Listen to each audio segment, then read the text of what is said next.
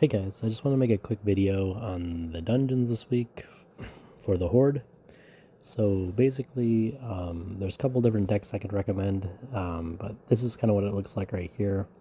So if you have your snappers, these guys at the same level as the towers, or or at least higher, then these are also a good option. But if you don't, then I would recommend kind of just going with sort of like this setup. So the reason for that being is if your snappers at the same level as the tower, they'll take it out in one hit, as long as they both hit. If they're not, they won't. So that's the reason for it. But you can also do kind of a trick where you put Quillbore down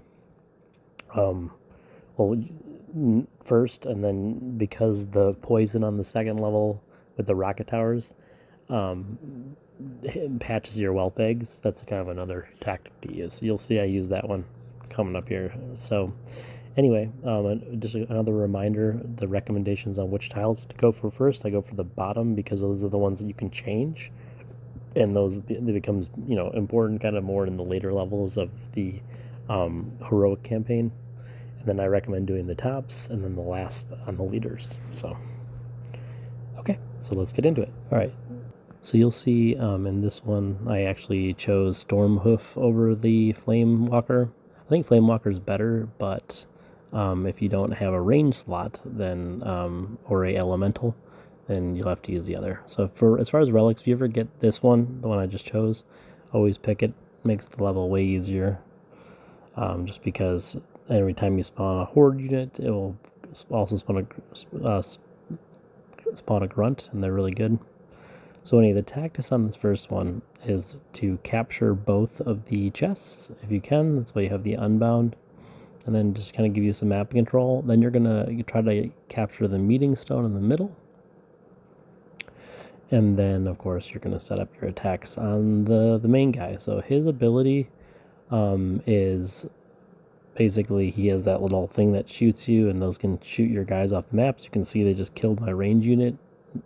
It kills any range unit if they fall off the map. One kill. So that's flying minis obviously survive. Unfortunately, because of the last boss, you don't really want that many flying minis. So it makes this one a little bit of a pain, but basically you just spawn your whelp eggs on the main guys and manage to capture those chests. Then it's not too bad.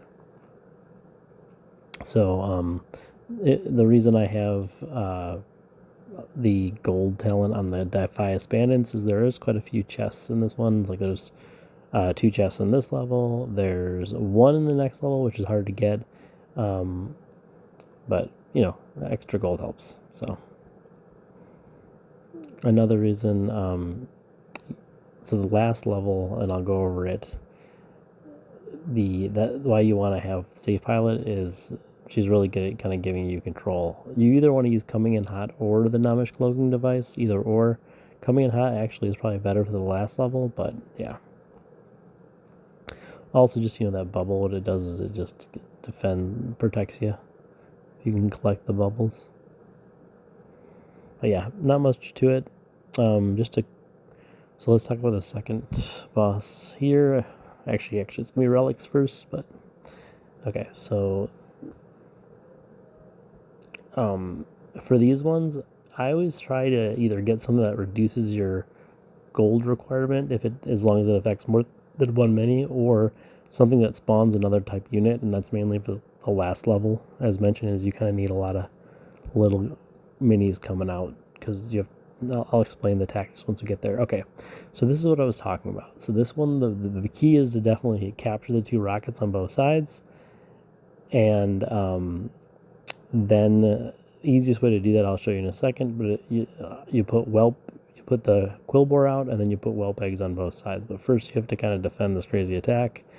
It's pretty aggressive at the beginning. And the reason you want to get those towers is because then the guys will spawn all the way at the base, at the enemy's base. But you see how I kind of did that distract? I kind of failed it on that one, but I'm going to try to get this if it's not too late. think I capture it. We'll see. Okay, I'm kind of setting up my second attack. But biggest thing is to get the towers and then focus on the boss, because once you get the towers, you kind of gain complete map control.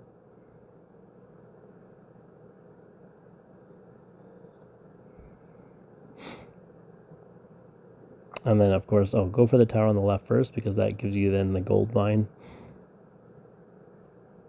So the dream combo is, see how I have that there? I put Quillbore and then get the Whelp eggs behind him, right? So I don't want to lose this tower. I'm trying to gain both at once right now. It's looking okay. That one on the right I'll probably get. Okay. So going well on the right-hand side. Still haven't captured the one on the left.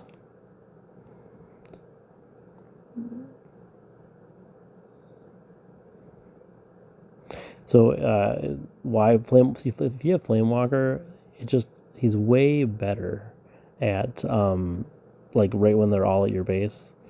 See how they all have to come down the middle now, and now your towers are going to town. So that's why you gotta go with the strategy. Every time I try, don't get if I guess there's times where I've only gone for one. Like if you're way out leveling the level, you can do that. But once you kind of get to more even, meaning like so, when you first open the app, right, or when you start the level, it will show you what color the dungeon is. So what that is based on is your deck level, right? So in my opinion, you probably should be able to kill anything that's not red, realistically. I even like there's one hero that's better than the rest, and that's I usually can kill into the red with that one, but other than that, it's basically you just play till the level turns red before it gets way too hard. Okay, so this last one, that's a stun, stealth. None of these are really great, so I'll just do the stun. All right, so once again, so the tactic of this one is you want to have as many like minis kind of slowly creep in towards the base, because the only way you kill this boss, he's got a complete shield. So the only way to kill him is whoever kills those little light bulbs. So he got that first one. I'm like, great. So I'm going to try to get something going over there. But this is why you want slow minis. And the other thing is always make sure you're collecting gold off of the one that has the most gold. You kind of just switch sides throughout, right? So Stonehoof is actually pretty good because he charges, right? And he kills the things in one hit. But he's just going to get owned. See, they don't do any damage. No, they don't do damage to the boss. And cool. It's also very advantageous. So see how I got the grunts? That's why this went so smoothly. I should have probably showed you another one of my attempts. I just didn't record it. But it's way more chaotic when you don't have the grunts, because you're having to manage. But this level's not that bad, unless you put a crap ton of flying units in your deck, because flying minis can't kill the light bulbs. So I played like my first few with I had the Whelp eggs, and I had my favorite harpies, and like made some of the other levels a little easier, but then this one I failed. So I think this deck's good. I've also played with snappers. Snappers are really good for the second level, and the second level is probably the hardest one.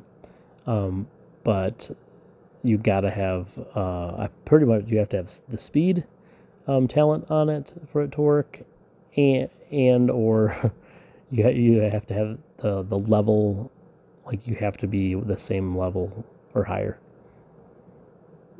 or else they won't kill the tower in one hit. So as you can see, this is kind of the beginning of the end for him. And it's all about kind of spawning. If you spawn Defias bandits like in the very behind your base, you can split them. This kind of helps. But yeah. So there we go. I think that was a orange dungeon. I wish I recorded my red dungeon attempt, but I might use Flamewalker instead of Stormhoof like I mentioned. But yeah, anyway, I hope this video is helpful as always, and have a great rest of your day. Thanks, bye.